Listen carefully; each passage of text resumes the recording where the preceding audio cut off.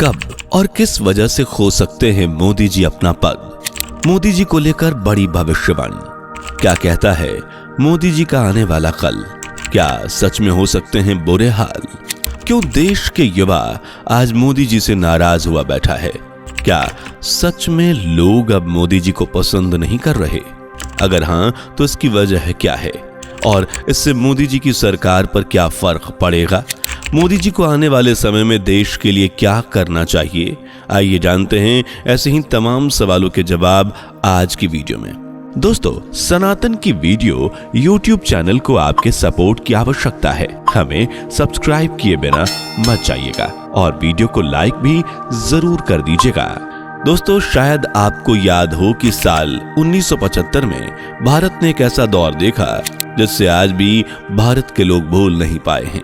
जी हाँ दोस्तों, 25 जून साल 1975 को राष्ट्रपति फखरुद्दीन अली अहमद से सिग्नेचर कराकर भारत में इमरजेंसी लगा दी गई।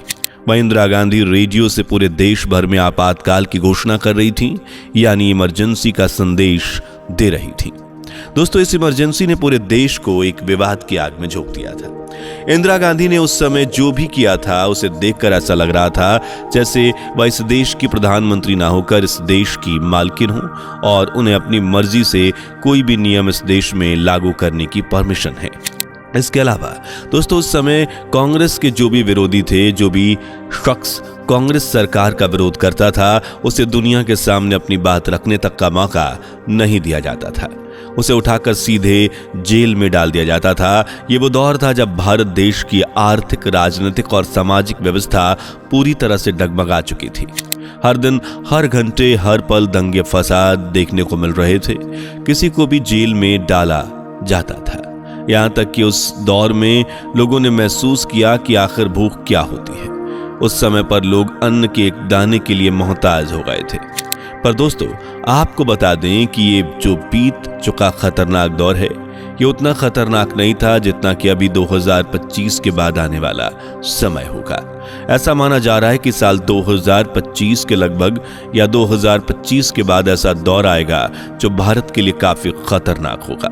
इस दौरान भारत की न सिर्फ आर्थिक बल्कि राजनीतिक और सामाजिक स्थितियां भी काफी बुरे रूप से चरमरा जाएंगी। दरअसल दोस्तों, जैसा कि हम सभी जानते हैं कि बीते कुछ सालों में सभी चीजों के दाम काफी तेजी से बढ़ रहे हैं। फिर चाहे वो खाने की चीज हो या पहनने की हर चीज पर दिन ब दिन महंगाई बढ़ती जा रही है। पहले जहां हर चीज पर टैक्स नहीं हुआ करता था, वहीं आज हर घर का आदमी हर एक चीज पर टैक्स दे रहा है, लेकिन उसे कमाई में कोई बढ़ोतरी नहीं देखने को मिल रही। जबकि आज भारत में बेरोजगारी का दर और ज्यादा बढ़ गया है। और दोस्तों, अगर ये सब जल्द से जल्द रोका नहीं गया तो हो सकता है कि आने वाला समय इससे भी भयानक और खतरनाक हो। पर दोस्तों, यहाँ आपको एक बात बता दें कि अगर भारत में फिर से इमरजेंसी जैसे हालात आते हैं तो ये ना सिर्फ भारत की जनता के लिए खतरनाक हो सकता है, बल्कि भारत की सरकार के लिए भी काफी घातक होने की संभावना है।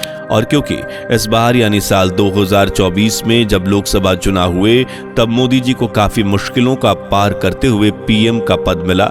लेकिन फिर भी आज एक नहीं बल्कि अनेकों ऐसे जानकार व्यक्ति यही कह रहे हैं कि आने वाले समय मोदी जी के लिए बिल्कुल आसान नहीं है। कहा जा रहा है कि इस बार नरेंद्र मोदी की सरकार यानी एनडीए को काफी मुश्किलों का सामना करना पड़ सकता है और इनमें से पहली मुश्किल तो देश की युवा पीढ़ी ही है। जी हाँ दोस्तों, वर्तमान समय में बेरोजगारी को लेकर, अग्निवीर योजना को लेकर, लीक हो रहे पेपर्स को लेकर लगातार आज की युवा पीढ़ी नरेंद्र मोदी से नाराज चल रही है। हालांकि कहीं ना कहीं सरकार एग्जाम्स करवाकर युवा पीढ़ियों को संतुष्ट करने की कोशिश कर रही है, लेकिन बावजूद इसके सरकार आज युवा पीढ़ी को खुश नहीं कर पा रही। क्योंकि दोस्तों, ये एग्जाम्स होने से पहले या तो लीक हो जाते हैं या फिर कैंसिल, जिसके चलते मोदी जी की सरकार को लेकर युवा पीढ़ी में नाराजगी काफी बढ़ रही है। और हो सकता है कि आने वाले समय में ये नाराजगी और ज्यादा बढ़ जाए और ये नाराजगी एक गुस्से का गुब्बारा बनकर फूट सकती है। लेकिन दोस्तों, आज सिर्फ युवा वर्ग ही नहीं बल्कि भारतीय व्यापारी लोग भी मोदी सरकार से काफी नाराज चल रहे हैं। और वो कैसे, आइए जानते हैं। लेकिन उसे जानने से पहले अगर आपने अभी तक हमारे वीडियो को लाइक और चैनल को सब्सक्राइब नहीं किया तो जल्दी से वीडियो को लाइक और चैनल को सब्सक्राइब कर लीजिएगा।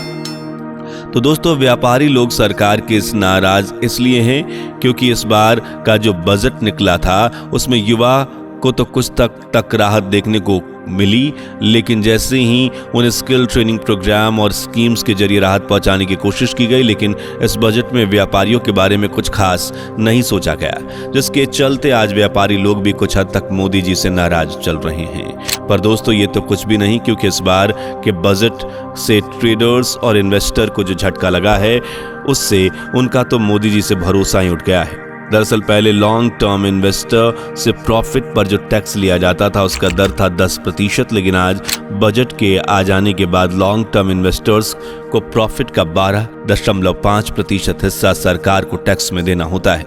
जबकि अगर कोई व्यक्ति शॉर्ट टर्म में इन्वेस्ट करता है या ऑप्शन ट्रेडिंग कर वगैरह करता है तो उसे 20% टैक्स सरकार को देना होगा, जिसके चलते दोस्तों आज शेयर मार्केट में काम करने वाले लोग भी मोदी जी के खिलाफ हैं और वो सरकार से ये सवाल कर रहे हैं कि जब सरकार हमारे लॉस में हमें नहीं देखती तो फिर सरकार प्रॉफिट पर इतना ज़्यादा टैक्स कैसे ले सकती है।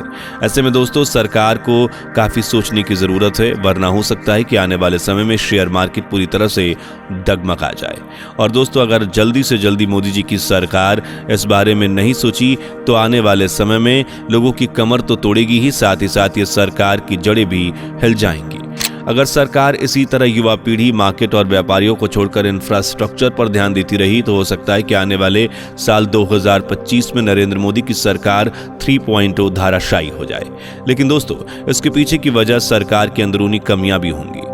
आज सभी जानते हैं कि नरेंद्र मोदी जी तीसरी बार भारत के प्रधानमंत्री बन चुके हैं, लेकिन अपनी सरकार के बल पर नहीं बल्कि दूसरे दलों की मदद पर प्रधानमंत्री बने।